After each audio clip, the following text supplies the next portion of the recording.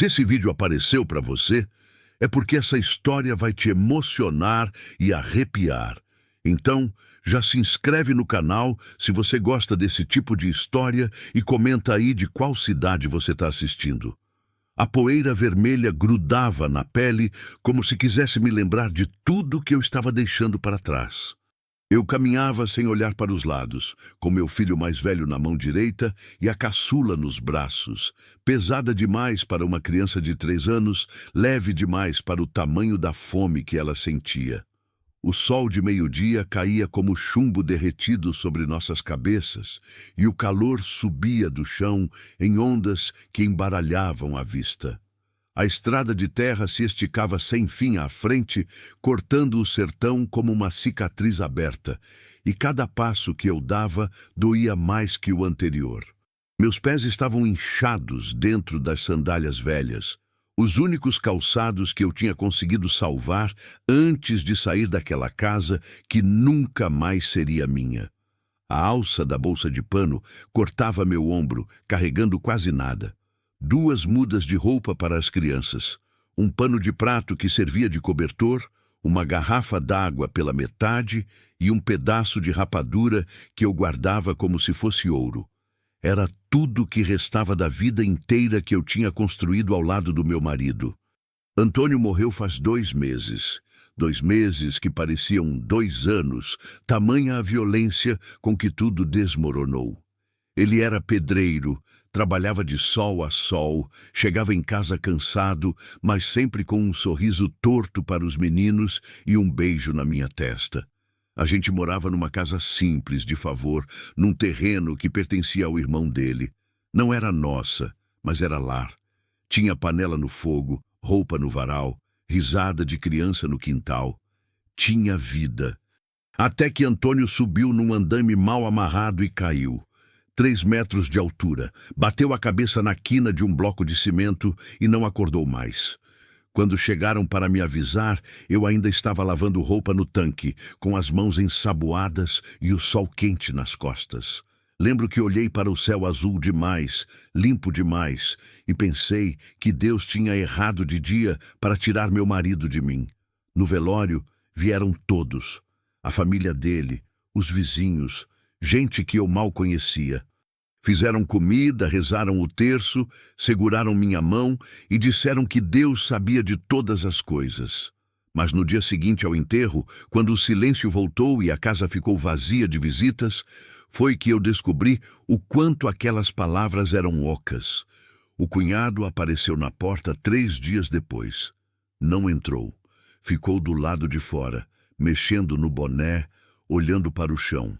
Disse que sentia muito, que entendia minha dor, mas que a casa precisava ser desocupada, que ele tinha planos para o terreno, que eu podia ficar mais uns dias só para me organizar, mas que não dava para ser muito tempo. Falou tudo isso sem me olhar nos olhos uma vez sequer. Eu não discuti, não chorei na frente dele. Só balancei a cabeça e fechei a porta devagar. Depois, sentei no chão da cozinha e segurei os joelhos contra o peito até a respiração voltar. Meus filhos estavam brincando no quarto, alheios ao fato de que o chão onde pisavam já não era mais nosso. Tentei procurar ajuda. Fui na casa da minha irmã, que mora do outro lado da cidade, num bairro melhor. Ela me recebeu na porta, mas não me convidou para entrar. Disse que estava com a casa cheia, que o marido dela não ia gostar, que ela mesma mal conseguia dar conta das próprias despesas. Ofereceu R$ 20 e um saco de arroz. Eu aceitei os 2 e fui embora sem olhar para trás. Fui no posto de saúde, na igreja, na prefeitura. Em todos os lugares, a resposta era a mesma. Não tinha vaga no abrigo, não tinha programa disponível, não tinha como ajudar no momento. As pessoas olhavam para mim com pena, mas pena não paga aluguel, não enche barriga de criança, não acalma o medo de dormir na rua. Foi quando eu entendi que ninguém ia me salvar, que eu era invisível para o mundo, só mais uma viúva pobre com filhos pequenos, um problema que ninguém queria resolver. E foi aí que o medo veio de verdade.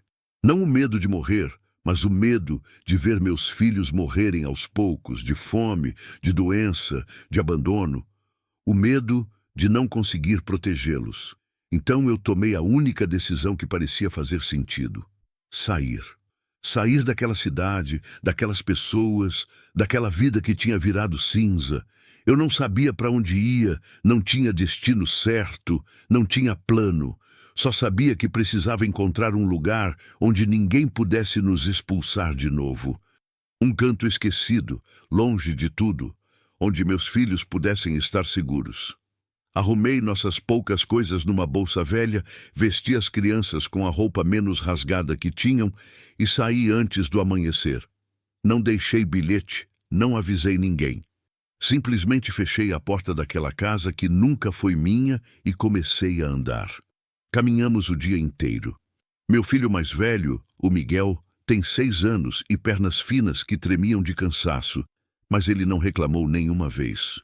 Segurava minha mão com força e olhava para frente, como se entendesse que não havia volta. A Clarice, a caçula, dormia no meu colo, suada e pesada, a respiração quente contra meu pescoço. Paramos poucas vezes. Uma para beber água num córrego que cortava a estrada, outra para sentar na sombra de uma árvore seca e comer um pedaço de rapadura. Miguel mastigava devagar, fazendo durar, e eu fingia não ver a fome nos olhos dele. Fingia que aquilo era uma aventura, que logo a gente ia chegar num lugar bonito, que tudo ia ficar bem, mas por dentro eu estava apavorada. Apavorada porque não sabia se estava salvando meus filhos ou condenando eles a algo pior. Apavorada porque a cada passo a estrada ficava mais vazia, mais silenciosa, mais distante de qualquer sinal de vida. Apavorada porque a noite estava chegando e eu não tinha onde dormir. O sol começou a descer no horizonte, tingindo o céu de laranja e roxo, e o frio da noite já começava a morder a pele. Eu precisava encontrar abrigo. Qualquer coisa. Uma casa abandonada, um galpão velho, até um barraco de lona serviria. Mas a estrada seguia vazia, cercada só por mato seco e silêncio. Foi quando eu vi, do lado esquerdo da estrada, escondida atrás de um matagal alto, uma casa velha de taipa. As paredes eram de barro rachado, cor de terra, e o telhado de telhas quebradas pendia para um lado, como se fosse desabar a qualquer momento.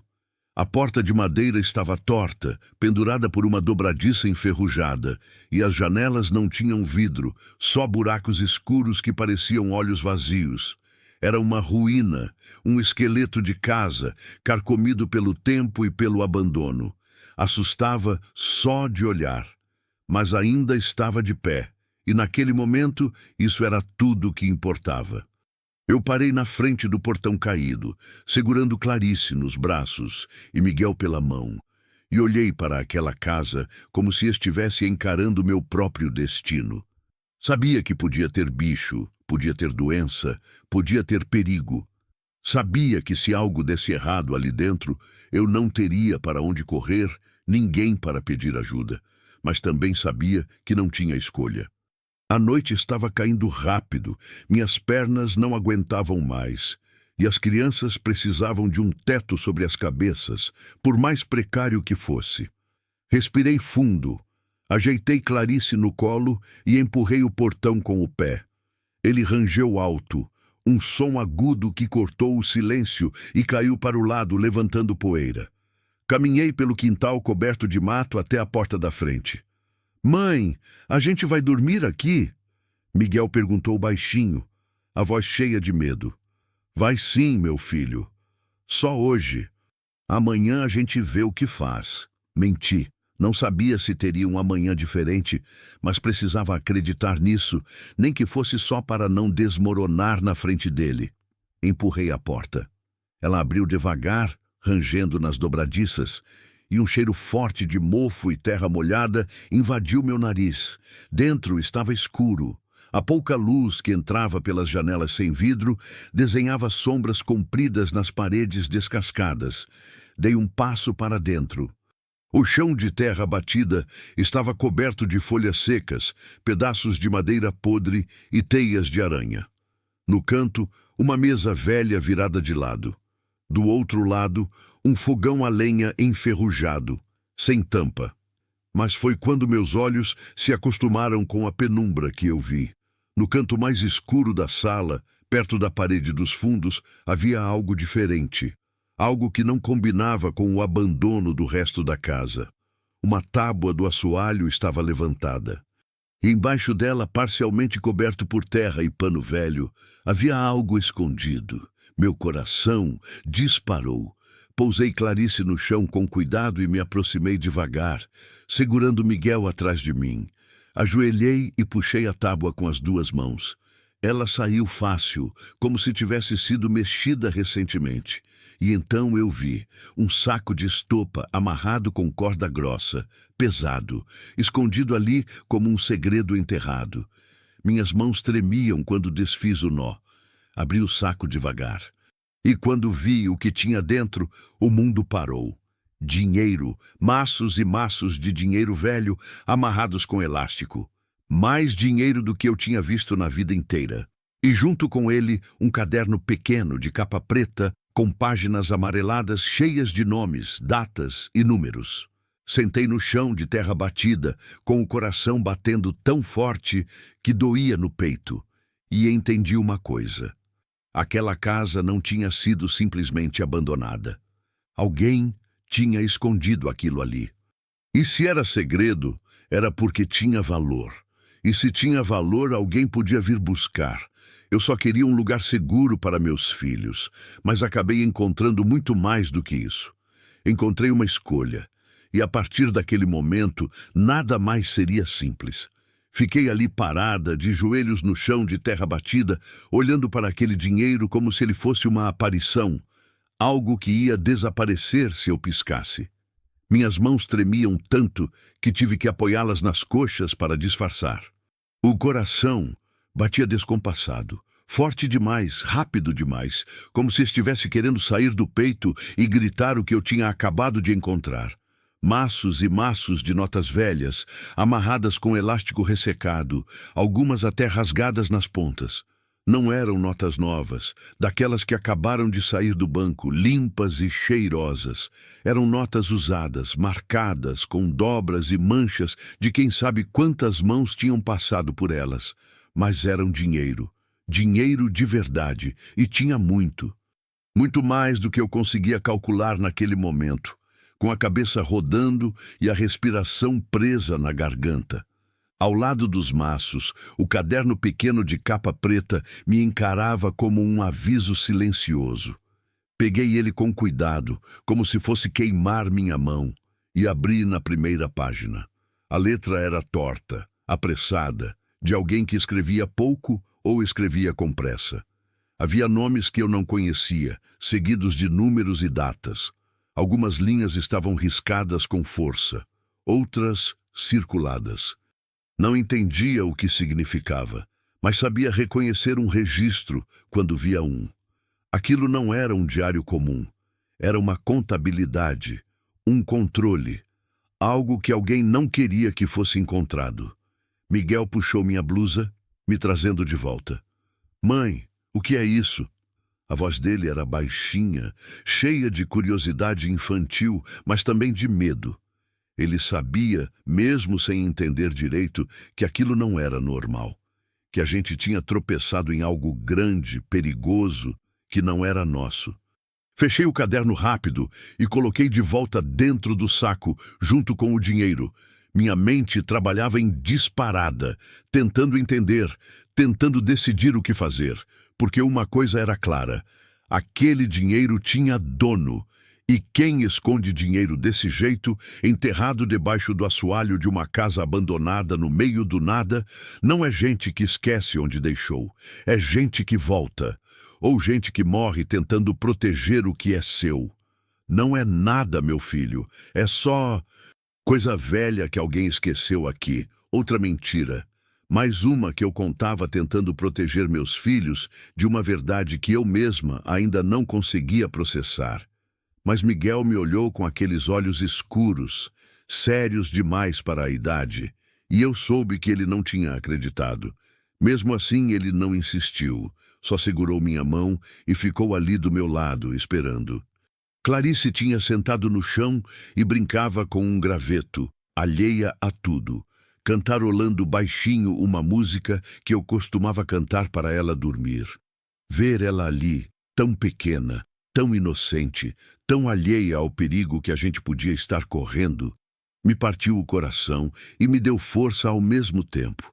Peguei o saco de estopa, fechei ele de novo com a corda e fiquei olhando para aquele volume nas minhas mãos.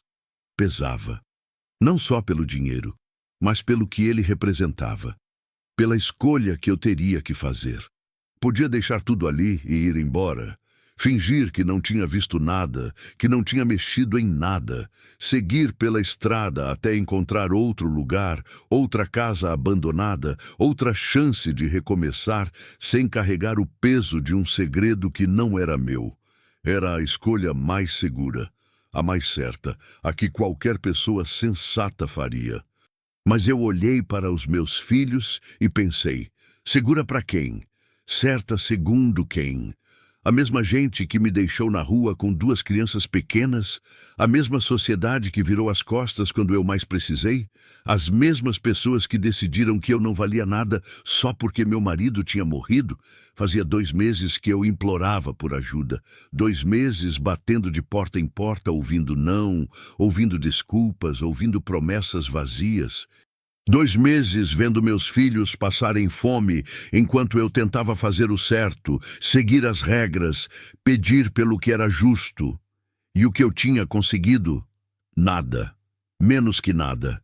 Tinha conseguido ser expulsa da própria casa, ser tratada como um fardo, ser apagada como se nunca tivesse existido. E agora, quando o destino colocava na minha frente uma chance de mudar tudo, eu ia simplesmente virar as costas? Ia deixar aquele dinheiro ali, escondido, esperando por um dono que talvez nunca voltasse, enquanto meus filhos continuavam com fome, com frio, com medo? Não, não ia. A raiva subiu quente dentro de mim, misturada com medo, com desespero, com uma sede de justiça que eu nem sabia que existia. Eu tinha passado a vida inteira fazendo o certo, trabalhando honestamente, cuidando da minha família, respeitando os outros, seguindo as regras. E onde isso me levou? Para uma estrada de terra no meio do nada, sem casa, sem comida, sem futuro. Se o mundo não tinha tido pena de mim, por que eu devia ter pena do mundo? Apertei o saco contra o peito e tomei minha decisão. Ia ficar com o dinheiro. Não ia gastar tudo de uma vez. Não ia sair por aí chamando atenção. Ia usar ele aos poucos, com cuidado, só o necessário para reconstruir nossa vida. Ia comprar comida para meus filhos, roupa decente, remédio se precisasse. Ia consertar aquela casa, transformar ela num lar de verdade. Ia fazer o que ninguém tinha feito por mim, me dar uma segunda chance. Mas sabia que não ia ser fácil. Sabia que guardar aquele segredo ia me custar. Que toda vez que eu olhasse para aquele dinheiro, ia lembrar que ele não era meu, que alguém podia vir procurar, que eu estava colocando meus filhos em risco, mas o risco de não fazer nada era maior. O risco de voltar para aquela vida de miséria, de humilhação, de invisibilidade, era pior do que qualquer coisa que pudesse acontecer. Levantei do chão, segurei o saco com uma mão e Miguel com a outra. Vem, meu filho. Vamos ver o resto da casa. A casa era maior do que parecia de fora. Além da sala onde a gente tinha entrado, havia 2 quartos pequenos nos fundos e uma cozinha sem pia, só com o fogão a lenha velho e um buraco na parede onde devia ter tido uma janela um dia. O teto estava cheio de buracos, dava para ver o céu através das telhas quebradas, e o chão de terra batida era irregular, cheio de buracos e montículos. Mas as paredes, apesar de rachadas, ainda estavam firmes. A estrutura da casa, feita de madeira grossa e barro socado, resistia. Aquilo não ia cair de um dia para o outro. Com trabalho, com tempo, dava para transformar aquele lugar em algo habitável. Escolhi o quarto menor para a gente dormir naquela noite. Tinha menos buracos no teto e a parede dos fundos bloqueava o vento frio que começava a soprar. Estendi o pano de prato no chão, deitei Clarice em cima e cobri ela com minha própria blusa. Miguel se encolheu do meu lado e eu fiquei sentada, de costas para a parede, com o saco de dinheiro escondido entre minhas pernas. A noite caiu depressa. O silêncio do interior era diferente do silêncio da cidade. Era mais pesado, mais profundo, quebrado só pelos grilos, pelo vento batendo nas telhas soltas e por um cachorro latindo longe. Não tinha luz de poste, não tinha barulho de carro, não tinha sinal de vida humana por perto. Só a gente, aquela casa velha e a escuridão enorme lá fora. Tentei dormir, mas não consegui. Cada barulho me fazia pular, cada rangido da madeira, cada farfalhar de folha do lado de fora, cada som desconhecido me deixava alerta, com o coração disparado. E se tivesse alguém lá fora? E se o dono do dinheiro voltasse essa noite? E se alguém tivesse nos visto entrando? Passei a noite inteira acordada, abraçada ao saco de dinheiro, olhando para a porta sem tranca, esperando por algo que não veio. Quando o sol começou a clarear o céu através dos buracos do teto, eu ainda estava acordada. Cansada, com o corpo doendo de ficar na mesma posição a noite toda, mas acordada. Miguel e Clarice dormiam pesado, respirando fundo, alheios ao meu tormento. Levantei com cuidado para não acordá-los e fui até a sala. A luz da manhã entrava pelas janelas sem vidro, iluminando a poeira que dançava no ar. Olhei ao redor, vendo a casa com outros olhos. Não era mais só uma ruína. Era uma possibilidade, um recomeço. Mas primeiro, precisava esconder o dinheiro melhor. Não podia deixar ele ali, debaixo do assoalho, no lugar óbvio onde eu tinha encontrado. Se eu tinha achado, outra pessoa podia achar também. Procurei pela casa toda, testando paredes, levantando tábuas, procurando um lugar que fosse seguro, mas acessível. Foi quando notei no quarto maior uma pedra grande e solta na base da parede.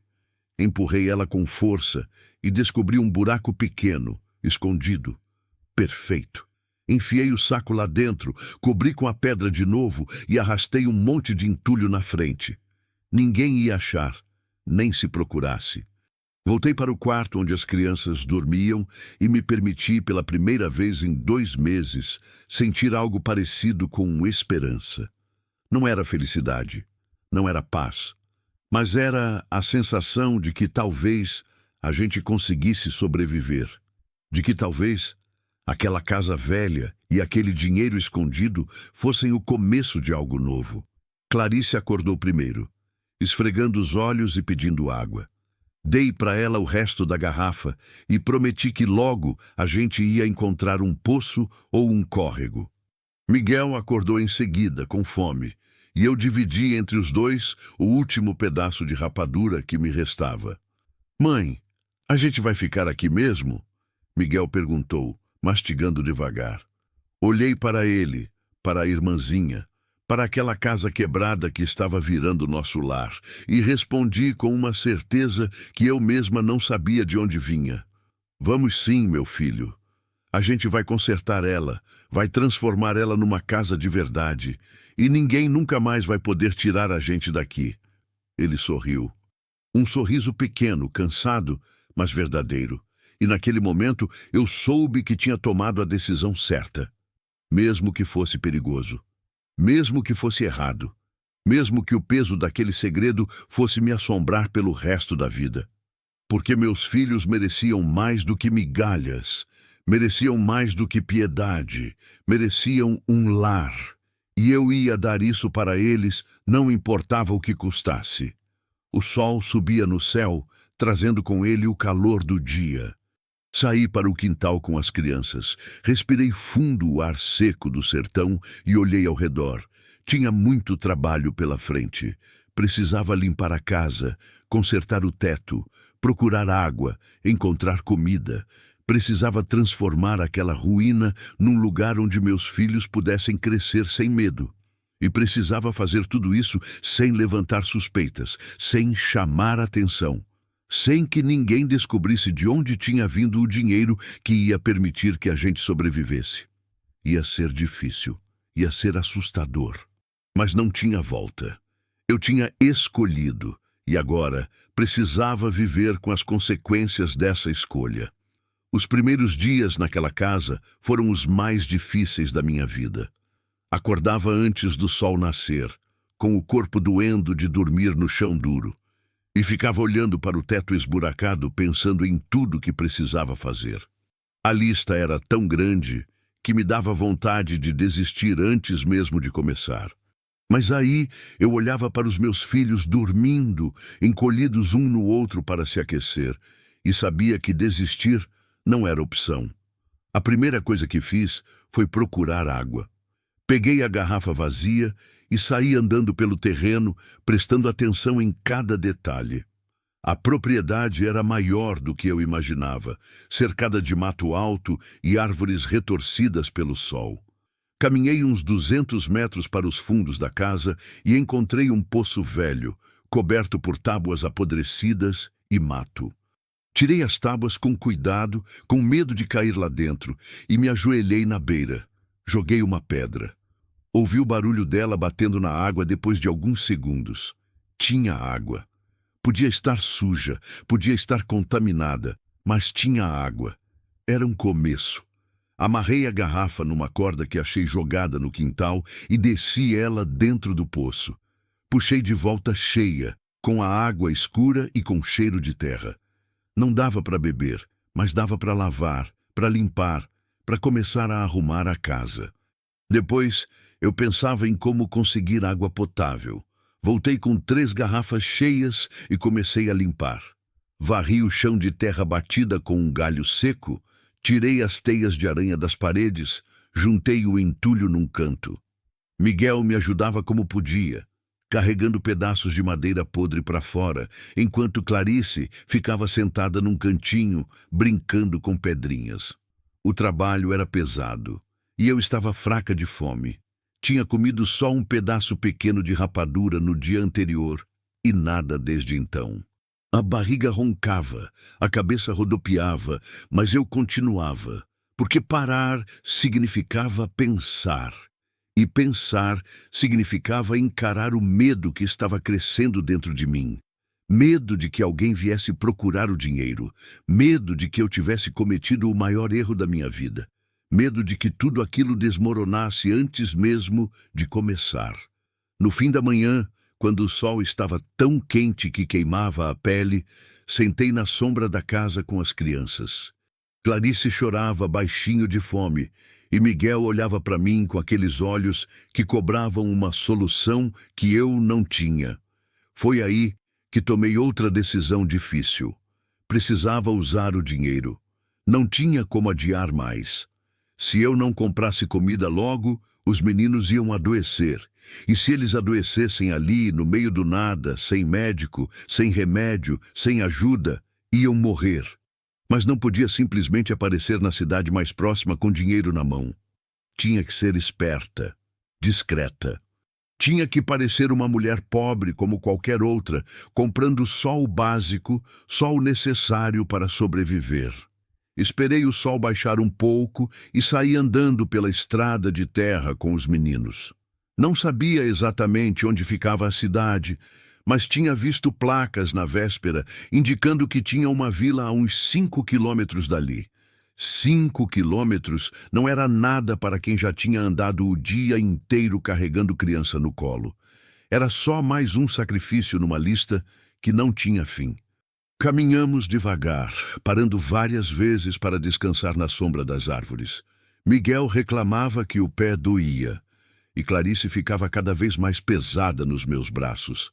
Mas continuamos, porque não tinha escolha.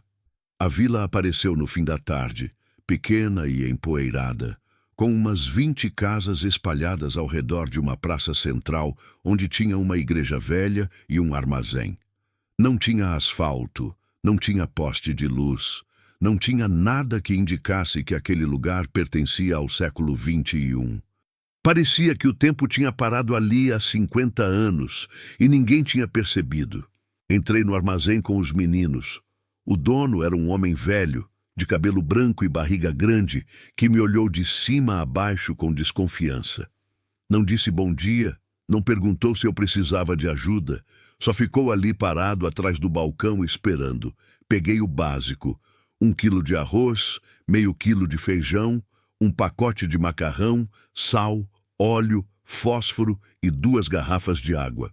Coloquei tudo no balcão e esperei ele somar. Quando ele falou o preço, tirei o dinheiro do bolso devagar, contando nota por nota, como se cada uma doesse ao sair da minha mão. Ele pegou o dinheiro sem dizer nada, mas vi o jeito que olhou para as notas, com atenção demais, como se estivesse gravando os números de série na memória. A senhora é nova por aqui, ele disse. Não era pergunta. Sou. Vim morar na casa velha da estrada, uns quilômetros para lá. Ele franziu a testa. Aquela casa de taipa que tá caindo? Essa mesma. Aquilo é perigoso. Tem cobra, tem escorpião, tem bicho de todo tipo. Sem falar que... Ele parou no meio da frase, como se tivesse lembrado de algo que não devia falar. Sem falar que o quê? Nada. Só tome cuidado. Peguei a sacola de compras e saí sem olhar para trás. O coração batia rápido demais. Ele sabia de algo. Sobre a casa, sobre o dinheiro, sobre alguma coisa que eu ainda não sabia. E pior, ele tinha reparado no dinheiro que eu tinha usado para pagar. Voltei para casa andando rápido, quase correndo, com Clarice no colo e Miguel me acompanhando com dificuldade. Quando chegamos, o sol já estava se pondo e a casa estava afundada nas sombras. Parecia ainda mais assustadora do que pela manhã, com as janelas sem vidro, parecendo buracos negros e o vento fazendo as telhas soltas baterem. Mas era nosso lar agora, e eu precisava acreditar nisso. Acendi uma fogueira pequena no quintal, usando gravetos secos e o fósforo que tinha comprado. Cozinhei arroz e feijão numa panela velha de alumínio que tinha achado jogada nos fundos da casa. Demorou uma eternidade até ficar pronto, e o arroz grudou no fundo. Mas quando servi nos pratos de plástico que eu carregava na bolsa, os meninos comeram como se fosse a melhor comida do mundo.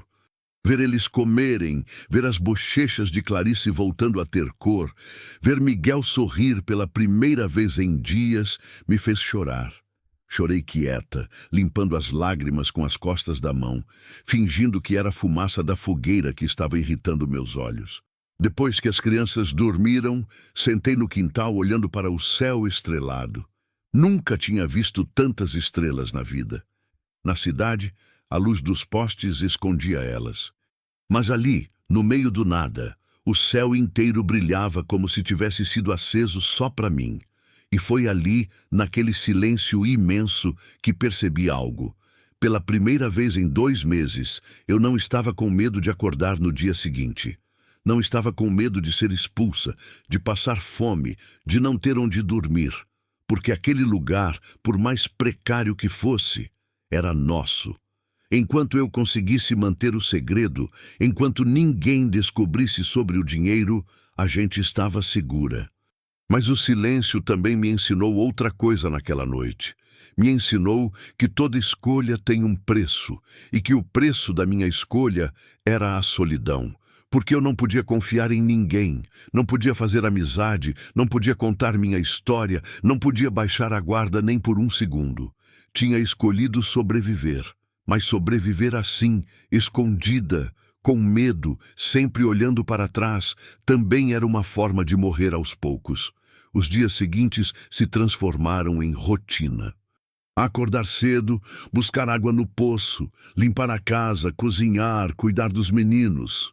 Aos poucos, fui transformando aquela ruína em algo habitável. Consertei o teto usando as próprias telhas quebradas, encaixando elas de jeito para cobrir os buracos maiores. Tapei as frestas das paredes com barro molhado misturado com capim seco. Limpei o fogão, a lenha e consegui fazê-lo funcionar de novo. A cada dia, usava um pouco do dinheiro escondido. Sempre com cuidado, sempre comprando só o necessário, sempre em lugares diferentes para não levantar suspeita. Uma semana eu ia no armazém da vila. Na outra, pegava carona numa caminhonete velha que passava pela estrada e ia até a cidade maior, a 20 quilômetros dali. Comprei roupas usadas para os meninos num brechó. Comprei cobertores finos, pratos, panelas, sabão. Comprei remédio para a tosse que Clarice desenvolveu por causa do frio da noite. Comprei velas, porque não tinha luz elétrica e a escuridão era absoluta depois que o sol se punha. Também comprei sementes, feijão, milho, abóbora. Limpei um pedaço de terra perto da casa e plantei. Não sabia se ia dar certo. Nunca tinha plantado nada na vida, mas tentei. Porque se desse certo, a gente podia depender menos do dinheiro escondido. Podia ter comida vinda da própria terra. Miguel me ajudava em tudo. Com 6 anos, ele já sabia que a vida não era brincadeira. Carregava água, juntava lenha, cuidava da irmã enquanto eu trabalhava. Nunca reclamava, nunca chorava, só olhava para mim com aqueles olhos sérios demais e fazia o que eu pedia. Clarice estava ficando mais forte. As bochechas encheram, o sorriso voltou e ela corria pelo quintal, perseguindo borboletas e cantando músicas inventadas. Ver ela assim me dava força para continuar. Mas à noite, quando os meninos dormiam e eu ficava sozinha no escuro, o peso da escolha que eu tinha feito voltava com força total.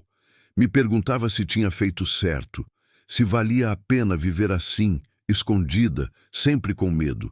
Se meus filhos iam crescer bem numa casa construída sobre um segredo tão grande. E me perguntava também quem tinha escondido aquele dinheiro, por que tinha escondido, se estava vivo ou morto, se ia voltar para buscar. O caderno de capa preta me assombrava.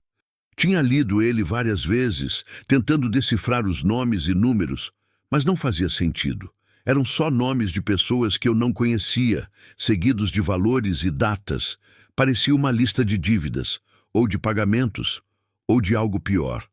Uma noite, depois de 3 semanas morando ali, acordei com um barulho.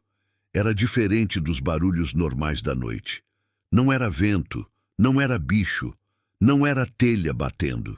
Era o som de passos. Alguém andando devagar pelo quintal, tentando não fazer barulho.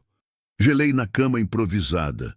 O coração disparou tão rápido que achei que ia sair pela boca. Olhei para os meninos dormindo e rezei baixinho para que não acordassem. Os passos continuaram, lentos, calculados, circulando a casa. Levantei em silêncio e me arrastei até a janela sem vidro. Espiei com cuidado, usando a escuridão como proteção, e vi uma sombra, alta, encurvada, se movendo devagar entre as árvores. Parou perto do portão caído, olhou para a casa por um longo minuto e depois seguiu pela estrada, desaparecendo na escuridão. Fiquei ali parada, tremendo, até o amanhecer. Não dormi mais naquela noite. Não tirei os olhos da janela. Alguém sabia que a gente estava ali, alguém estava vigiando, e eu não fazia ideia se era o dono do dinheiro voltando para buscar o que era seu ou se era outra pessoa com outras intenções.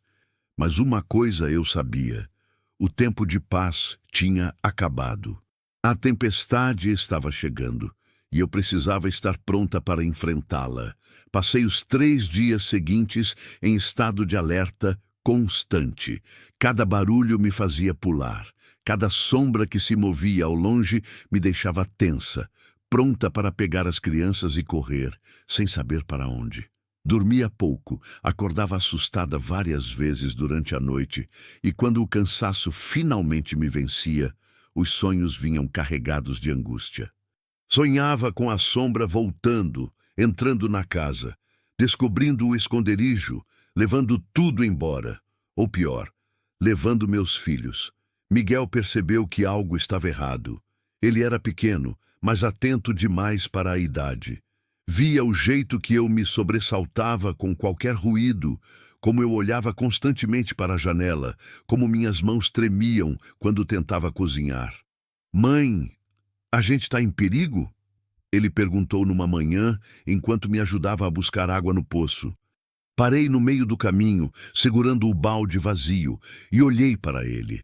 Aqueles olhos escuros me encaravam com uma maturidade assustadora. Ele merecia a verdade, ou pelo menos uma versão dela que não fosse grande demais para seus ombros pequenos carregarem. A gente tá diferente, meu filho. Essa casa, esse lugar, tudo isso é novo. E quando a gente está em lugar novo, tem que ficar atento. Mas não precisa ter medo, tá? A mãe está cuidando de tudo. Ele balançou a cabeça, não totalmente convencido, mas aceitando o que eu tinha dito. Segurou minha mão livre e continuamos andando até o poço. Enquanto eu descia o balde na escuridão funda, ele ficou ao meu lado, quieto, protegendo a irmã que brincava perto dali. Naquele momento, entendi que Miguel estava crescendo rápido demais. Estava aprendendo a sobreviver, a desconfiar, a se proteger.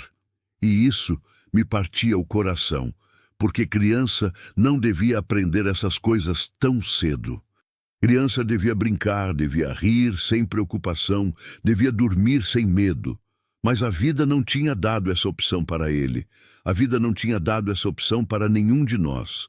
No quarto dia depois de ver a sombra, aconteceu algo que mudou tudo.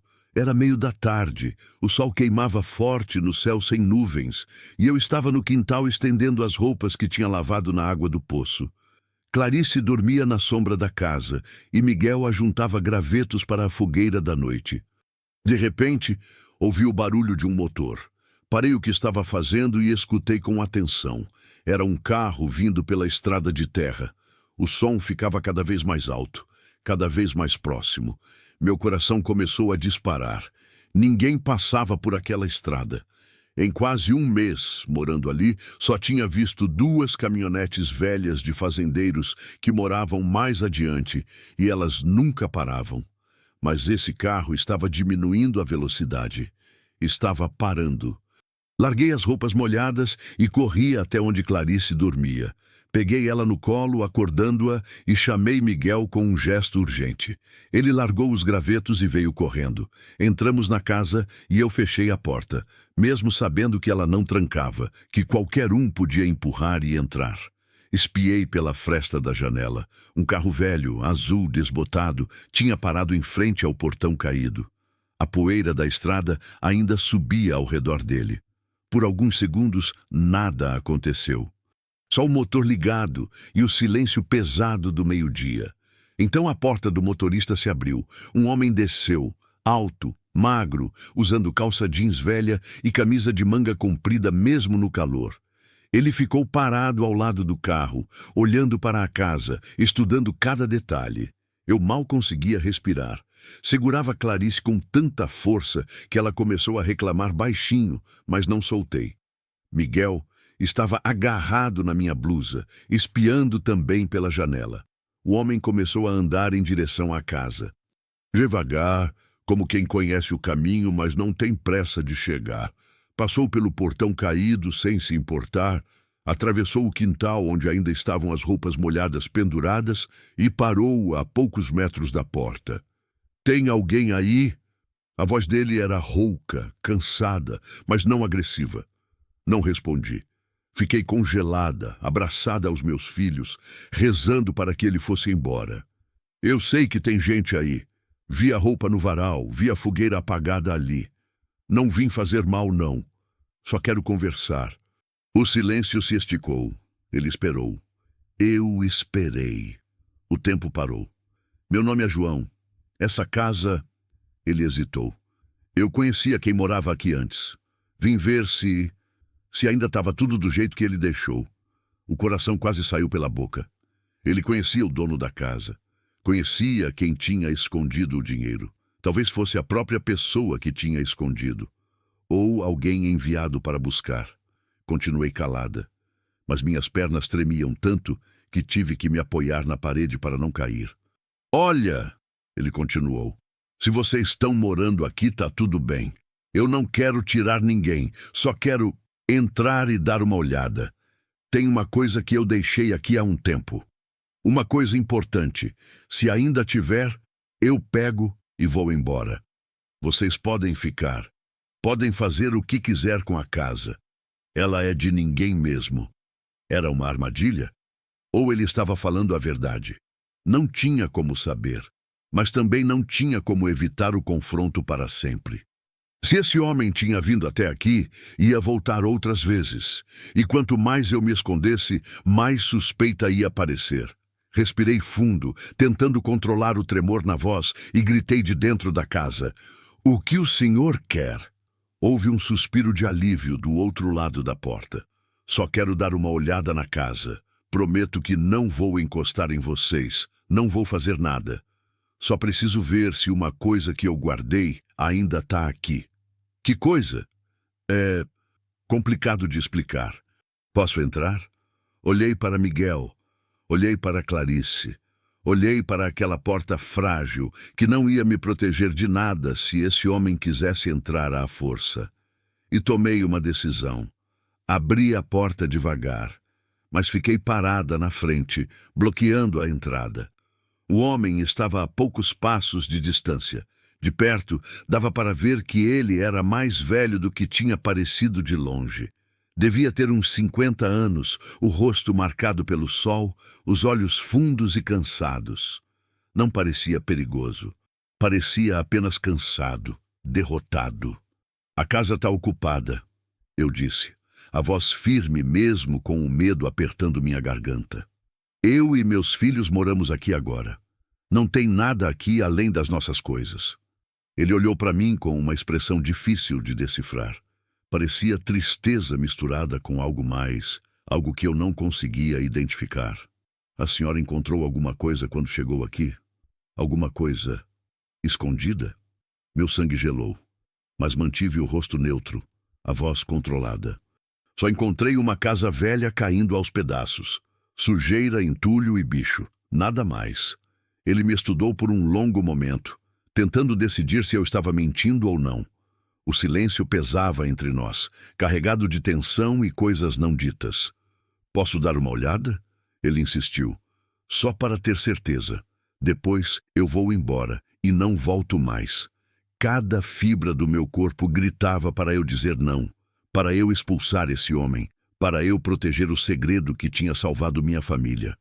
Mas outra parte de mim, a parte cansada de mentir, de esconder, de viver com medo, queria acabar com aquilo. Queria saber a verdade, queria entender que dinheiro era aquele, de onde tinha vindo, por que estava ali. Dei um passo para o lado, abrindo espaço. "Pode olhar, mas os meninos ficam comigo, e o senhor não encosta em nada que seja nosso." Ele acenou com a cabeça e entrou. Olhou ao redor da sala que eu tinha limpado e organizado, viu as panelas lavadas no canto, viu as roupas dobradas, viu os sinais de que ali era um lar agora, não apenas uma casa abandonada. Foi direto para o canto onde eu tinha encontrado o dinheiro. Ajoelhou-se, levantou a tábua do assoalho que eu tinha colocado de volta no lugar. Enfiou a mão no buraco escuro embaixo, tateou por alguns segundos e, quando não encontrou nada, fechou os olhos com força. "Levaram", ele murmurou mais para si mesmo do que para mim. "Alguém levou." Fiquei calada, segurando as crianças contra mim. Ele ficou ali de joelhos por mais um minuto, depois levantou devagar, limpando a terra das mãos na calça. "Quanto tinha?" Ele perguntou de repente, olhando diretamente nos meus olhos. "Eu não sei do que o senhor está falando." "Quanto tinha de dinheiro no saco?" Ele repetiu, a voz mais firme agora. "Eu já disse que não encontrei nada." Ele riu. Mas era uma risada sem alegria, amarga, cansada. "Tá bom, eu entendo. A senhora tem filhos, precisa sobreviver. Eu entendo." Ele caminhou até a porta, parou e olhou para trás. "Mas precisa saber de uma coisa. Esse dinheiro não era meu. Eu estava só guardando para alguém. E esse alguém é perigoso. Muito perigoso. Se ele descobrir que a senhora está aqui, que a senhora pegou o que era dele..." Ele não terminou a frase. Não precisava. A ameaça estava clara no silêncio que se seguiu. Quem é ele? Perguntei, a voz saindo mais fraca do que eu queria. Alguém que a senhora não quer conhecer. Meu conselho, pega suas crianças e sai daqui. Hoje, agora, antes que seja tarde demais. Eu não tenho para onde ir. Então encontra. Porque quando ele vier procurar, e ele vai vir, não vai ter conversa, não vai ter explicação. Ele só vai querer o que é dele e vai fazer qualquer coisa para conseguir. João saiu sem dizer mais nada. Entrou no carro azul desbotado e foi embora, levantando uma nuvem de poeira vermelha que demorou minutos para baixar. Fiquei parada na porta, tremendo da cabeça aos pés, enquanto o barulho do motor desaparecia na distância. Clarice chorava baixinho no meu colo, assustada sem entender por quê. Miguel me olhava esperando que eu dissesse que estava tudo bem, que aquele homem era louco, que a gente estava segura. Mas eu não podia dizer isso, porque não estava tudo bem, e a gente não estava segura. O dinheiro que eu tinha achado não era de ninguém comum, era de alguém perigoso, alguém que ia voltar para buscar. E quando voltasse, ia encontrar a mim e aos meus filhos morando na casa onde tinha escondido sua fortuna. Entrei, fechei a porta e me sentei no chão, ainda segurando as crianças. Precisava pensar, precisava decidir. Fugir ou ficar? Devolver o dinheiro ou escondê-lo melhor? Confiar no aviso de João ou ignorá-lo? Mas antes que pudesse tomar qualquer decisão, o céu começou a escurecer. Nuvens pesadas e negras surgiram do nada, cobrindo o sol, trazendo com elas um vento frio e forte que fez a casa inteira ranger. A primeira tempestade do ano estava chegando, e junto com ela, talvez, a tempestade maior que eu tinha estado tentando evitar desde que encontrei aquele dinheiro. O trovão ecoou no céu como um aviso. E eu soube, no fundo da alma, que nada voltaria a ser como antes. A chuva começou devagar, pingos grossos batendo nas telhas quebradas com um som oco que ecoava pela casa inteira. Depois virou temporal. Uma parede d'água que caía do céu com fúria, como se quisesse lavar o mundo inteiro, apagar tudo que existia. O vento entrava pelas janelas sem vidro, trazendo respingos gelados que molhavam o chão de terra batida. As telhas batiam soltas, ameaçando voar a qualquer momento. A casa gemia, rangia, parecia que ia desmoronar sobre nossas cabeças. Juntei as crianças no canto mais protegido do quarto menor, longe das janelas, e cobri a gente com os cobertores finos que tinha comprado. Clarice chorava, assustada com os trovões que explodiam no céu, cada um mais alto que o anterior. Miguel estava calado, mas sentia o corpo dele tremendo contra o meu, e não era só de frio. Vai passar, meus filhos, é só chuva. Vai passar, eu repetia como um mantra, tentando acreditar nas próprias palavras. Mas a tempestade não passava. Ficou a tarde inteira, a noite inteira, rugindo lá fora como um bicho selvagem. E quanto mais ela durava, mais eu pensava nas palavras de João. Ele vai vir procurar, ele vai fazer qualquer coisa para conseguir. Quem era esse homem perigoso? Um criminoso? Um traficante? Alguém que tinha roubado aquele dinheiro e precisava esconder? E quanto mais eu pensava, mais medo eu sentia. Porque eu tinha algo que pertencia a ele, e ele ia querer de volta. A noite foi a mais longa da minha vida. Não dormi nem um minuto. Fiquei ali sentada, de costas para a parede úmida, abraçada aos meus filhos, ouvindo a tempestade destruir tudo lá fora e me destruir por dentro. Porque pela primeira vez, desde que tinha feito minha escolha, eu estava me arrependendo. Arrependendo de ter ficado com o dinheiro. Arrependendo de ter colocado meus filhos em perigo. Arrependendo de ter achado que podia roubar o destino sem pagar o preço. Quando o sol finalmente nasceu, a chuva tinha parado. Mas o estrago estava feito. Saí devagar da casa, deixando as crianças dormindo exaustas, e olhei ao redor. O quintal tinha virado um lamaçal vermelho. A água do poço tinha transbordado, formando poças enormes por todo lado. Parte do telhado tinha voado, deixando metade da casa descoberta. As roupas que eu tinha estendido no varal tinham desaparecido, levadas pelo vento. E a estrada de terra tinha virado um rio de lama intransitável. Estávamos isolados, completamente isolados. Não tinha como sair dali, não tinha como ir até a vila comprar comida, não tinha como pedir ajuda se precisasse. E o pior, se alguém quisesse vir até aqui, também não conseguiria. Pelo menos não pelos próximos dias, até a lama secar. Sentei na soleira da porta e deixei as lágrimas caírem. Chorei baixinho para não acordar as crianças. Chorei de cansaço, de medo, de solidão. Chorei pelo Antônio que tinha morrido e me deixado sozinha. Chorei pela vida que eu tinha perdido. Chorei pela mulher que eu era antes e que tinha desaparecido em algum lugar no caminho. Mas no meio do choro, uma coisa ficou clara na minha cabeça. Eu precisava tomar uma decisão definitiva.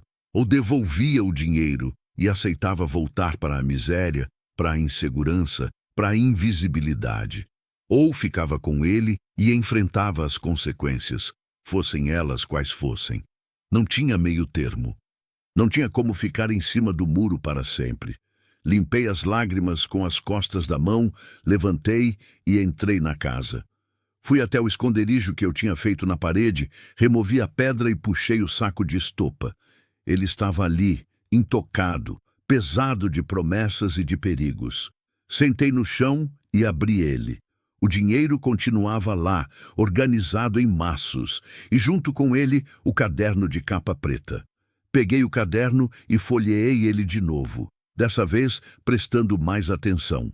Os nomes, as datas, os valores. De repente fez sentido. Não eram dívidas, eram pagamentos. Valores que alguém devia receber, seguidos de datas e nomes de quem deveria pagar. E muitos nomes estavam riscados. Todos os que estavam riscados tinham uma palavra escrita ao lado: quitado. Aquele não era dinheiro roubado, ou pelo menos não no sentido comum. Era dinheiro de um agiotismo, de empréstimos a juros altos, do tipo de negócio que gente desesperada faz quando não tem mais opção.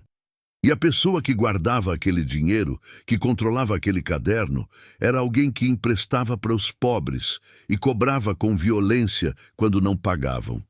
Senti uma onda de nojo, de repulsa, porque eu sabia como funcionava. Conhecia gente que tinha caído nessa armadilha, que tinha pedido emprestado para pagar remédio, para comprar comida, para salvar a família, e que tinha passado anos pagando uma dívida que só crescia, que nunca terminava, que virava uma corrente presa no pescoço. E agora eu estava com o dinheiro desse homem, o dinheiro que ele tinha tirado de gente como eu, gente sofrida, gente desesperada, gente que não tinha para onde correr. Foi aí que algo mudou dentro de mim.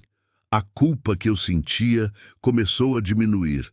Porque se esse dinheiro tinha vindo de explorar os pobres, de sugar quem já não tinha nada, então talvez pegá-lo não fosse tão errado assim. Talvez fosse até uma forma de justiça. Mas justiça tinha um preço, e eu precisava estar disposta a pagar. Guardei o caderno de volta, fechei o saco e escondi ele novamente, mas dessa vez com outra sensação. Não era mais só medo. Era determinação. Se esse homem perigoso viesse me procurar, eu ia estar pronta. Não ia entregar o dinheiro sem luta. Não ia deixar que ele me intimidasse, que me fizesse sentir pequena, que me tirasse a única chance que eu tinha de dar uma vida digna para meus filhos. Eu tinha sobrevivido à morte do meu marido. Tinha sobrevivido a ser expulsa de casa. Tinha sobrevivido a caminhar quilômetros no sol escaldante, carregando crianças. Tinha sobrevivido ao abandono, à fome, ao desespero. Ia sobreviver a isso também. Os dias seguintes foram de reconstrução. Esperei a lama secar o suficiente para poder andar e fui até a mata perto da casa buscar madeira e galhos. Com as próprias mãos, subi no telhado e consertei os buracos que a tempestade tinha aberto. Não ficou perfeito, mas ficou funcional. Limpei a casa de novo, tirando a lama que tinha entrado pelas janelas. Reorganizei nossas poucas coisas. E enquanto trabalhava, ia fazendo planos na cabeça. Precisava ficar mais esperta. Precisava usar o dinheiro com mais cuidado ainda.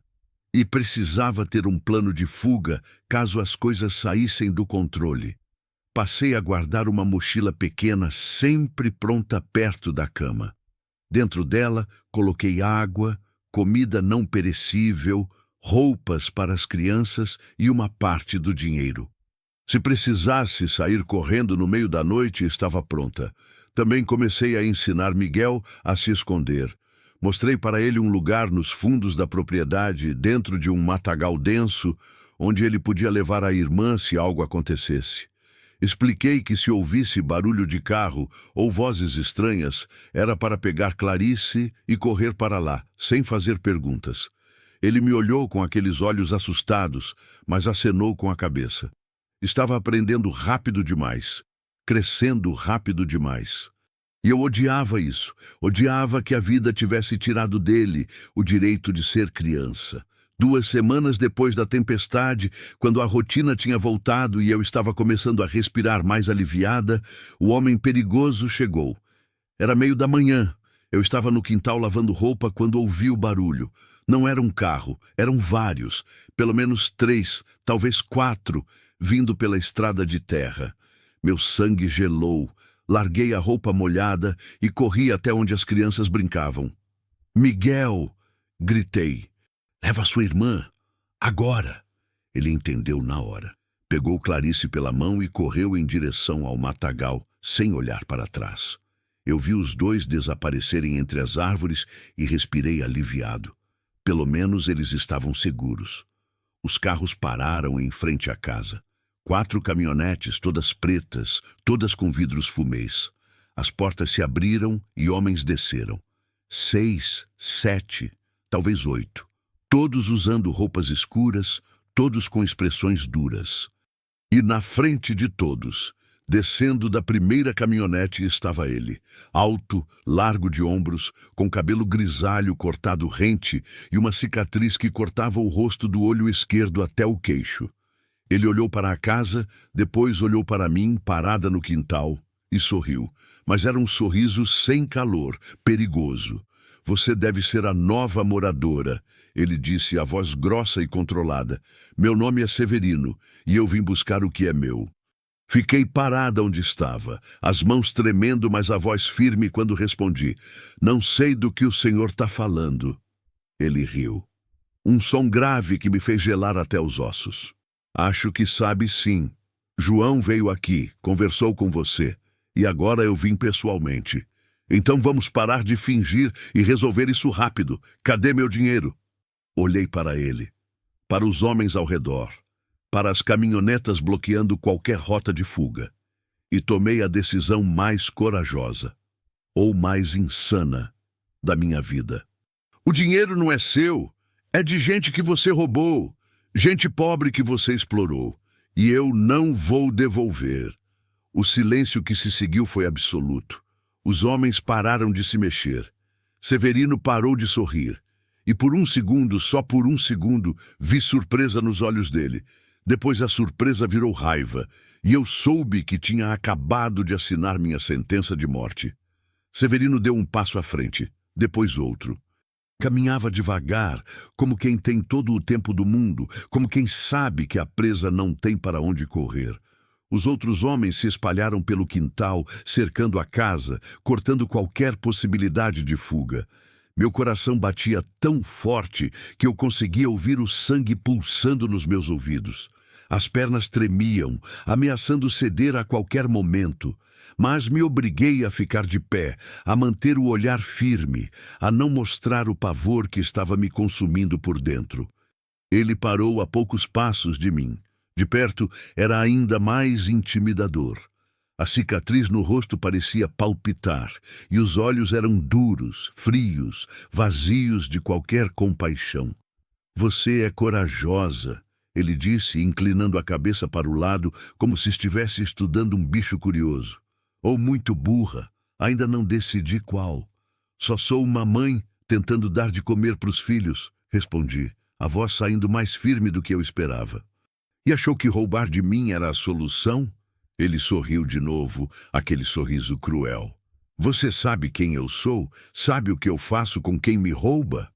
Sei que o senhor empresta dinheiro para gente desesperada e cobra de volta o triplo. Sei que o senhor se aproveita de quem não tem para onde correr. As palavras saíam sozinhas agora, como se tivessem sido represadas durante semanas e finalmente encontrassem uma brecha.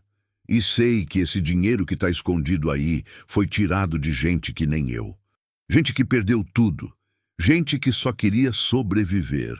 O sorriso dele desapareceu. A mão se moveu rápido, agarrando meu braço com força, apertando até doer. Onde estão seus filhos? Ele perguntou, a voz baixa e perigosa. Meu sangue gelou, mas mantive a expressão neutra. Longe daqui, num lugar que vocês nunca vão achar.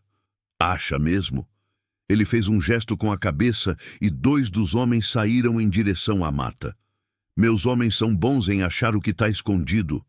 O pânico explodiu no meu peito, mas me forcei a pensar rápido. Miguel era esperto. Ele ia ficar quieto, ia manter Clarice calada. Eles tinham um esconderijo bom, no fundo do matagal denso, onde era difícil penetrar. Precisava acreditar nisso. Precisava confiar que meu filho ia proteger a irmã. O dinheiro, Severino apertou meu braço com mais força. Onde está? Olhei diretamente nos olhos dele.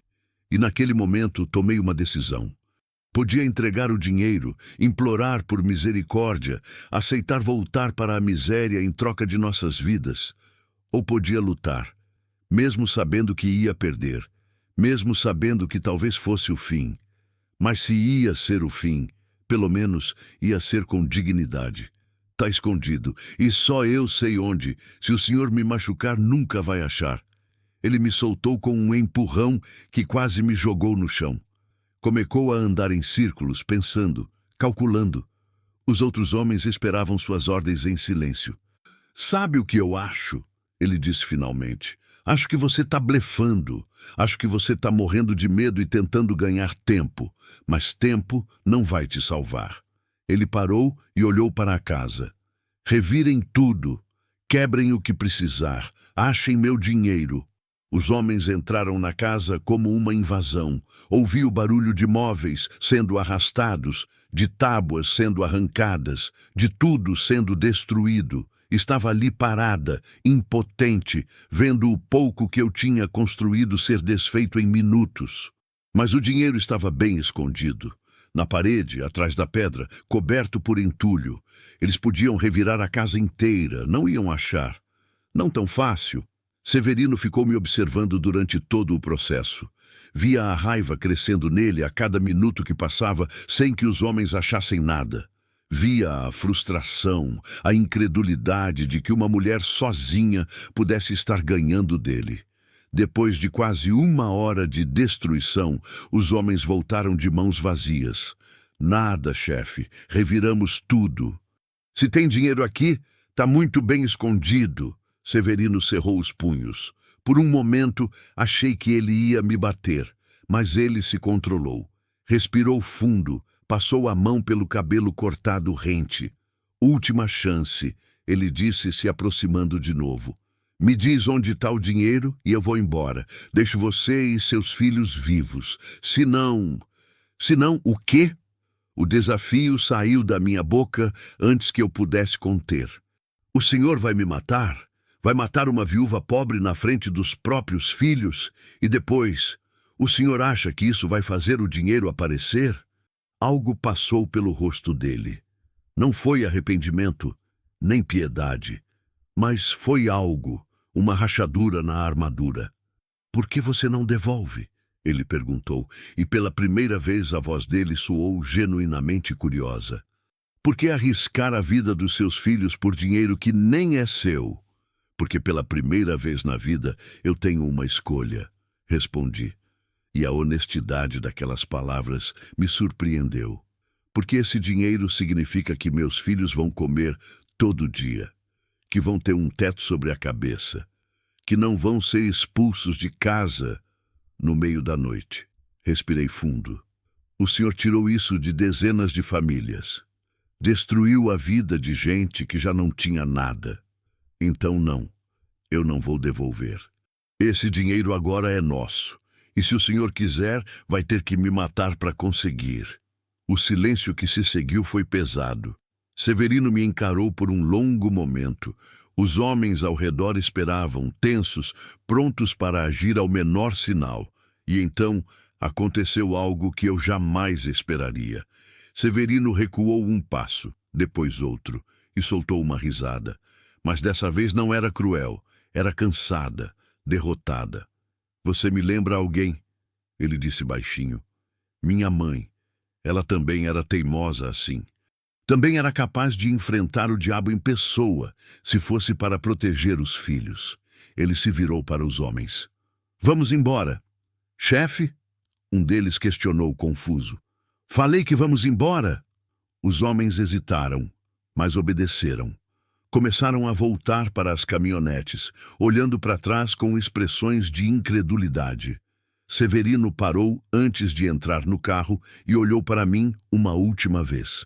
Fica com o dinheiro, mas some daqui. Vai para longe, muda de nome, recomeça em outro lugar.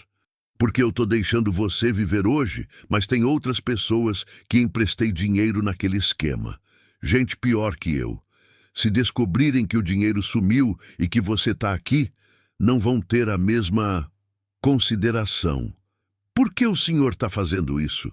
Perguntei, ainda sem acreditar no que estava acontecendo. Ele deu de ombros. Porque eu tô cansado. Cansado de ser quem eu sou. Cansado de cobrar dívidas, de destruir vidas, de ser o monstro que todo mundo teme.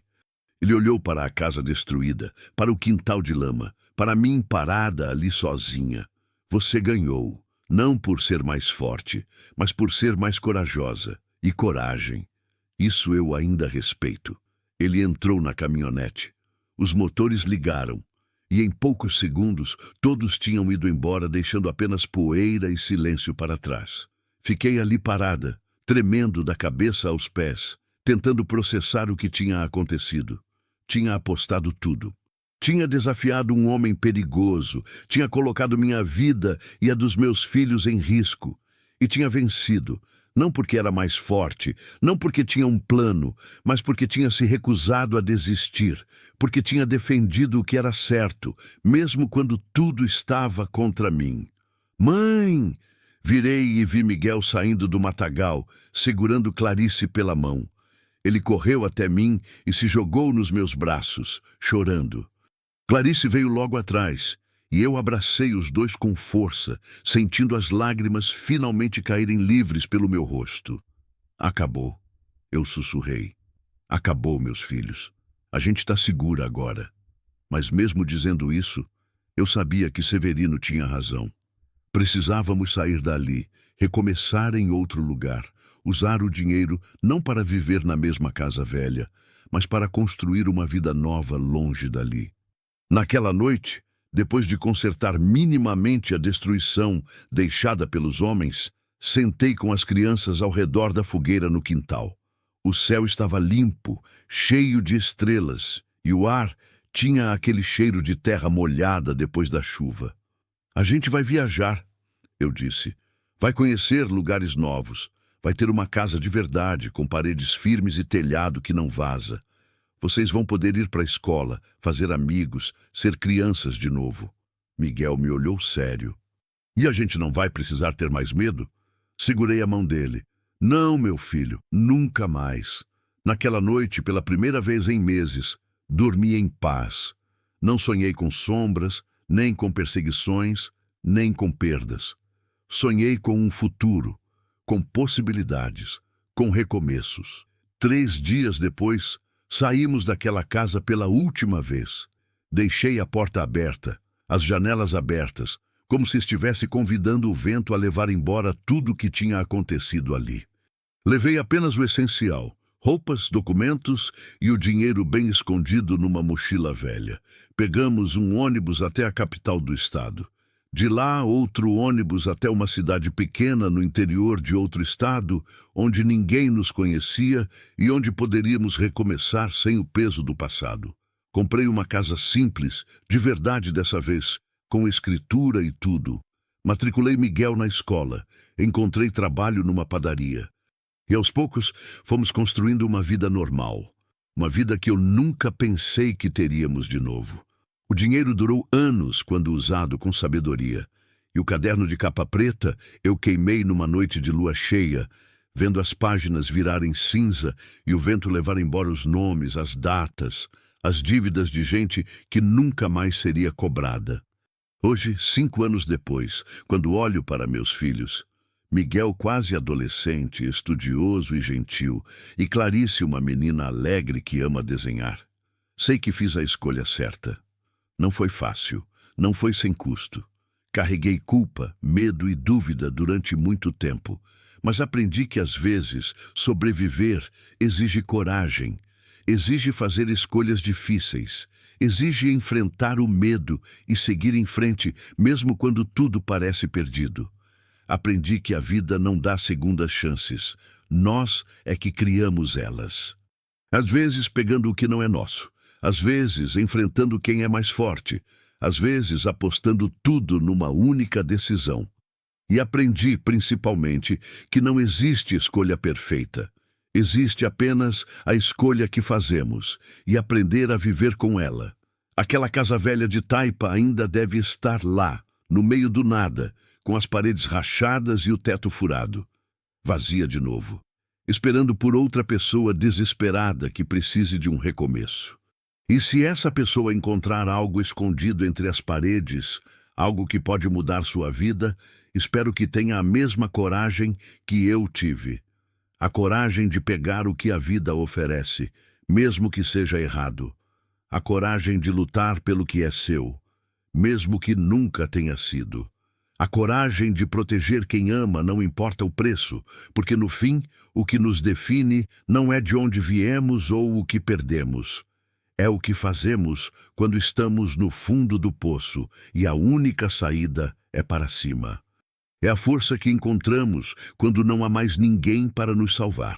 É a transformação que nasce da dor e se torna esperança. E essa ninguém pode tirar de nós.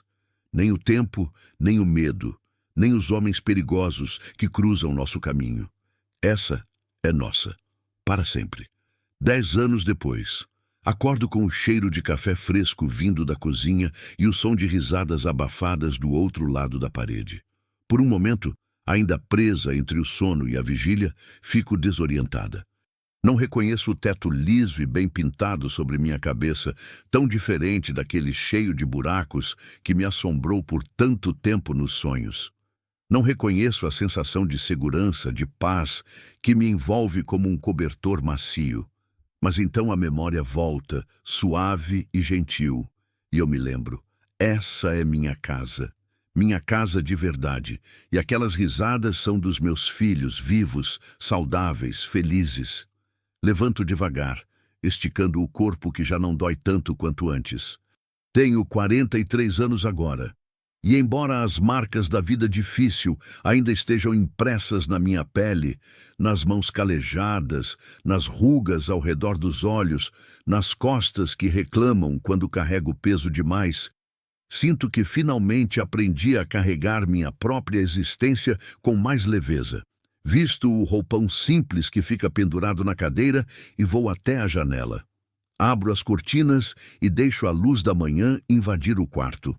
Lá fora, a rua tranquila da cidadezinha, onde moramos há 9 anos, está despertando devagar. Vizinhos regando plantas, crianças indo para a escola de bicicleta, o padeiro passando com sua van velha cheia de pães quentinhos. É uma vida comum, ordinária. E é a coisa mais preciosa que já tive. Saio do quarto e vou até a cozinha. Miguel está na frente do fogão, alto demais para seus 16 anos, já quase um homem fazendo ovos mexidos. Clarice está sentada à mesa, de uniforme escolar, com um caderno aberto à frente, tentando terminar um dever de casa de última hora enquanto come uma torrada. "Bom dia, mãe", Miguel diz sem tirar os olhos da frigideira. Aprendeu a cozinhar sozinho, vendo vídeos na internet, e agora faz questão de preparar o café da manhã da família todo fim de semana. É seu jeito de contribuir, de mostrar que se tornou responsável, de cuidar de nós como fomos cuidados. Bom dia, meus filhos, respondo, sentando à mesa e passando a mão no cabelo de Clarice. Ela tem 13 anos agora. Cresceu bonita e cheia de vida, com olhos curiosos que querem entender tudo. Faz 1000 perguntas por dia. Desenha em cada pedaço de papel que encontra. Sonha em ser arquiteta e construir casas onde famílias possam ser felizes. Quando me contou esse sonho, há alguns meses, tive que sair da sala para chorar. Porque ela não sabe, não pode saber, o quanto aquele desejo ecoa nossa história. O quanto a ideia de construir lares para quem não tem fala diretamente com a menina pequena que dormia no chão de uma casa caindo aos pedaços. Miguel serve os ovos em 3 pratos, coloca pães quentinhos que buscou cedo na padaria e nos sentamos juntos para comer. É um ritual que mantemos sempre que possível. Café da manhã em família, conversando sobre o dia que se inicia, sobre planos, sobre nada e sobre tudo. Mãe, pode assinar minha autorização para a excursão? Clarice pergunta entre uma garfada e outra. A gente vai visitar um museu na capital no mês que vem. Pego a folha que ela me estende e leio com atenção. Uma excursão escolar. 3 dias fora, com direito a hospedagem em hotel e visita a museus, galerias de arte, monumentos históricos. Coisas que eu jamais imaginei que meus filhos pudessem ter acesso. Claro que eu assino, respondo pegando a caneta. Minha assinatura no papel, autorizando minha filha a conhecer o mundo, parece tão simples, mas para mim, cada traço daquela assinatura é uma vitória. É a prova de que consegui. De que dei a eles o que prometi naquela casa velha, uma vida melhor. E você, Miguel? Como está o projeto da Feira de Ciências? Pergunto, virando a atenção para o meu filho mais velho. Ele dá de ombros, meio sem graça, mas vejo o brilho no olho. Tá indo. O professor disse que meu trabalho sobre energia sustentável está muito bom. Acho que tenho chance de ganhar. Vai ganhar. Clarice interfere, com aquela certeza absoluta de irmã mais nova que admira o irmão. Você é o mais inteligente da escola. Miguel ri, meio envergonhado, mas eu vejo o orgulho discreto que ele sente. Meu filho se tornou um jovem brilhante, focado, determinado. Tira notas excelentes, ajuda os colegas, participa de Olimpíadas de Matemática. Já foi aprovado em 2 bolsas de estudo para o ensino médio em escolas particulares da capital e está decidindo qual aceitar. Quando olho para ele, às vezes ainda vejo aquele menino pequeno de 6 anos, com pernas finas e olhos assustados, segurando minha mão na estrada de terra, e me pergunto como ele se tornou isso, esse jovem forte, confiante, cheio de futuro. A resposta, eu sei, está nas escolhas que fiz, na coragem de não desistir, na teimosia de acreditar que podíamos ser mais do que o destino tinha reservado para nós. Depois do café, Miguel sai para a escola. Ele estuda de manhã agora, e Clarice vai logo atrás de bicicleta, com a mochila cheia de cadernos e a cabeça cheia de sonhos. Eu fico sozinha na casa, e o silêncio que antes me assustava agora é apenas silêncio. Não tem peso, não tem ameaça, é só o som da vida seguindo seu curso. Lavo a louça devagar, olhando pela janela da cozinha para o quintalzinho onde plantei temperos e flores. Não é grande, não tem a imensidão daquele terreno abandonado ao redor da casa velha, mas é cuidado, é vivo, é meu. Depois, me arrumo para ir trabalhar. Há 7 anos trabalho na padaria do seu Gonzaga, um senhor de quase 70 anos que me deu uma chance quando cheguei nessa cidade sem referências, sem história, sem nada além de 2 filhos pequenos e uma vontade desesperada de recomeçar. Comecei limpando o chão, lavando formas, organizando o estoque. Com o tempo, aprendi a fazer pães, a operar a caixa registradora, a lidar com clientes. Hoje sou praticamente a gerente do lugar. Seu Gonzaga confia em mim, me respeita, me trata como família. Ele não sabe de onde vim, não sabe que nome eu usava antes, não sabe da casa velha, do dinheiro escondido, do homem perigoso que quase nos matou. Quando me perguntou, no primeiro dia, sobre meu passado, eu disse apenas: sou viúva, tenho 2 filhos e preciso de trabalho. E ele aceitou, sem mais perguntas, sem julgamentos. Gente boa ainda existe. Aprendi isso nos últimos 10 anos. Nem todo mundo quer te destruir. Nem todo mundo está te julgando. Tem gente que simplesmente quer ajudar, que acredita em segundas chances, que entende que a vida é dura e que todos nós merecemos uma oportunidade de recomeçar. Chego na padaria às 8 da manhã. O movimento já começou, clientes comprando pão francês quentinho, bolos caseiros, salgados fritos na hora. Coloco o avental, amarro o cabelo e mergulho no trabalho. É cansativo, mas é honesto. E há uma dignidade nisso que me enche de orgulho. Durante o expediente, atendo uma senhora idosa que sempre vem comprar pão de queijo. Ela conversa comigo sobre os netos, sobre a saúde, sobre as pequenas alegrias e tristezas da vida.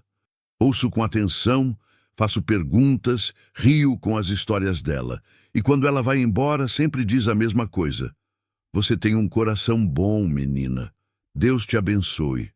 Não sei se Deus me abençoa. Não sei se mereço bênção depois das escolhas que fiz. Mas sei que hoje durmo em paz, e talvez isso seja o suficiente. Durante o intervalo do almoço, sento no pequeno banco atrás da padaria e pego meu celular. Tenho uma mensagem de Miguel. Uma foto dele com o projeto da Feira de Ciências montado. Sorrio. Respondo com emojis de palmas e coração. Nossa comunicação é simples, mas cheia de amor. Olho também as redes sociais, coisa que faço raramente. E é aí que vejo uma notícia compartilhada por várias pessoas. Um homem foi preso em outro estado, acusado de extorsão, agiotagem, ameaças. O nome Severino da Silva. Meu coração dispara. Clico na notícia com mãos trêmulas, leio cada palavra com atenção quase obsessiva. Severino foi preso depois de uma investigação longa que revelou um esquema de empréstimos ilegais que durava décadas. Dezenas de vítimas prestaram depoimento. Famílias que perderam tudo. Gente que foi ameaçada, agredida, destruída. A polícia apreendeu documentos, cadernos com registros, provas suficientes para mantê-lo preso por muitos anos. Leio aquilo 3 vezes, depois 4, e então uma sensação estranha toma conta de mim. Não é alívio, não é alegria, é algo mais complexo. É a sensação de que um círculo foi fechado, de que aquele homem que me deixou viver, que reconheceu minha coragem naquele dia distante, finalmente pagou por tudo que fez. Mas também sinto uma pontada de algo que não consigo nomear. Gratidão? Talvez. Porque ele podia ter me matado, podia ter destruído minha família. Mas não fez. E essa única decisão, aquele único momento de humanidade em meio a uma vida de violência, me deu tudo o que tenho hoje. Será que ele se lembra de mim? Lá na prisão, esperando julgamento, será que pensa naquela viúva teimosa que se recusou a devolver o dinheiro? Será que se arrepende de ter me deixado ir? Ou será que, no fundo, aquele encontro também mudou algo nele? Nunca vou saber. E talvez seja melhor assim. Guardo o celular e volto ao trabalho. A vida continua. Sempre continua. À noite, depois que os meninos jantam e vão para seus quartos fazer lição de casa, sento na varanda pequena da nossa casa. O ar está fresco, a rua está quieta e as estrelas começam a aparecer no céu que escurece. Penso em tudo que vivemos, na estrada de terra, na casa velha, no medo, na fome, na solidão. Penso nas escolhas impossíveis, nas noites sem dormir, no peso do segredo que carreguei por tanto tempo. O dinheiro acabou há 3 anos. Usei cada centavo com cuidado absurdo, esticando ao máximo, garantindo que desse para comprar a casa, para sustentar os meninos enquanto eu me estabelecia no trabalho, para pagar escola, roupa, comida, remédio. Quando acabou, eu já tinha um emprego fixo, já tinha construído uma vida estável. E sabe o que percebi quando o último centavo foi gasto? Que eu não precisava mais dele, que tinha aprendido a sobreviver por conta própria. Que a verdadeira riqueza não estava no dinheiro escondido, mas na força que descobri dentro de mim. Hoje sou respeitada na comunidade. As pessoas me cumprimentam na rua, me conhecem pelo nome, confiam em mim. Já fiz algumas amigas, vizinhas que tomam café aqui em casa, que dividem receitas e conversas. Não são muitas, porque ainda guardo certa distância, ainda tenho medo de me abrir demais, de deixar escapar algo sobre o passado que não pode ser revelado. Mas são suficientes. Suficientes para não me sentir sozinha. Suficientes para lembrar que faço parte de algo maior do que minha própria história. Miguel desce para buscar água na cozinha e me vê sentada na varanda. Não vai dormir, mãe? Já vou, meu filho. Só estou curtindo a noite. Ele se senta ao meu lado, sem dizer nada, apenas me fazendo companhia.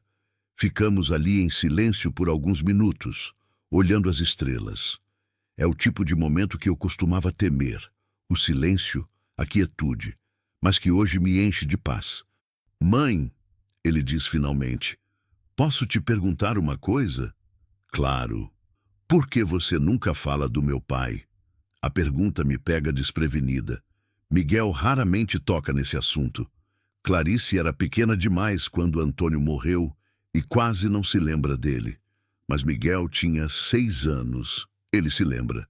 De algumas coisas, pelo menos. Falo sim, respondo devagar.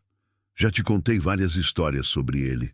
Mas você nunca fala de como foi quando ele morreu, do que aconteceu depois.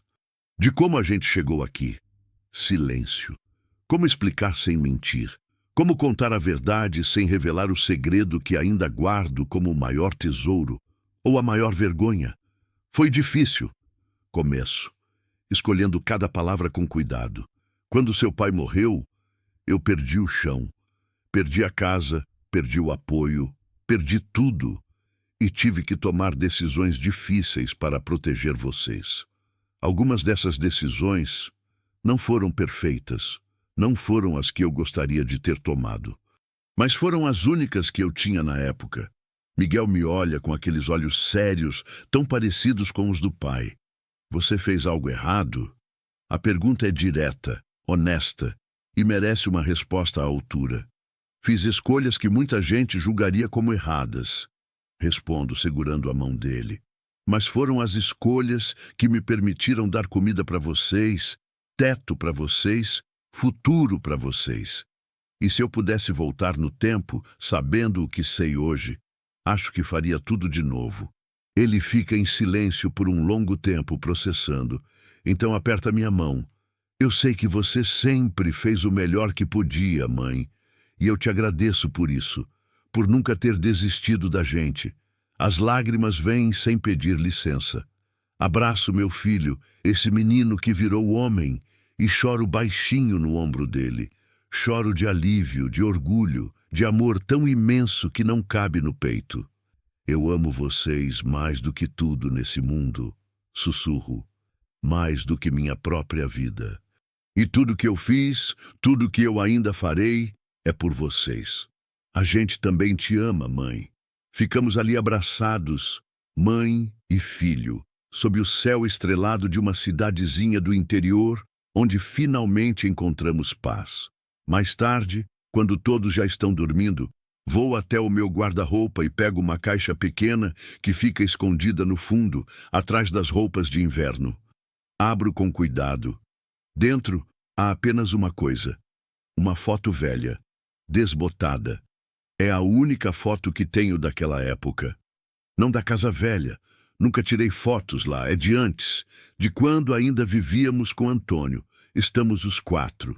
Ele com o braço ao meu redor. Miguel pequenininho no colo. Clarice bebê nos meus braços. Estamos sorrindo, felizes, inteiros. Olho para aquela família e mal reconheço a mulher que eu era. Ela parece tão jovem, tão ingênua, tão alheia ao que estava por vir. Não sabia que em poucos meses perderia tudo. Não sabia que teria que se tornar forte de um jeito que nunca imaginou. Não sabia que carregaria segredos, culpa e medo pelo resto da vida.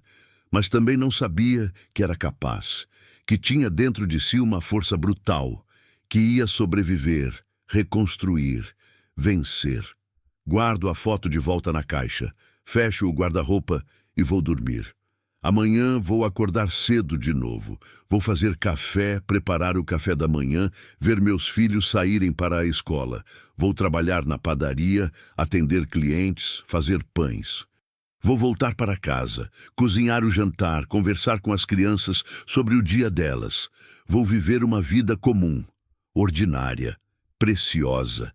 E talvez, só talvez, um dia eu consiga olhar para trás sem sentir o aperto no peito, sem me perguntar se fiz certo ou errado, sem carregar o peso da culpa. Talvez um dia eu consiga aceitar que não existem escolhas perfeitas. Só existem as escolhas que fazemos e aprender a viver com elas, porque no fim das contas, não importa como começamos. Importa como continuamos, não importa de onde viemos, importa para onde vamos. E eu escolhi ir em frente, escolhi construir, apesar de tudo, escolhi acreditar que ainda havia esperança. E essa escolha, essa única e impossível escolha, me deu tudo. Me deu meus filhos saudáveis e felizes, me deu uma casa que é realmente nossa, me deu dignidade, respeito, paz. Me deu uma segunda chance. E se tive que roubar essa chance do destino, se tive que tirá-la das mãos de um homem perigoso, se tive que carregar o peso dessa decisão para sempre, então que seja. Porque valeu a pena. Cada momento de medo valeu a pena. Cada noite sem dormir valeu a pena. Cada lágrima, cada dúvida, cada escolha impossível valeu a pena. Porque meus filhos estão vivos. Estão crescendo, estão sonhando, e nada, absolutamente nada, vale mais do que isso. Fecho os olhos e durmo. E pela primeira vez em 10 anos, não sonho com a casa velha, com o dinheiro escondido, com a sombra na noite. Sonho com o futuro. Com Miguel formado, com Clarice construindo casas para quem precisa, com netos que vou conhecer, com uma vida longa e plena pela frente. Sonho com paz.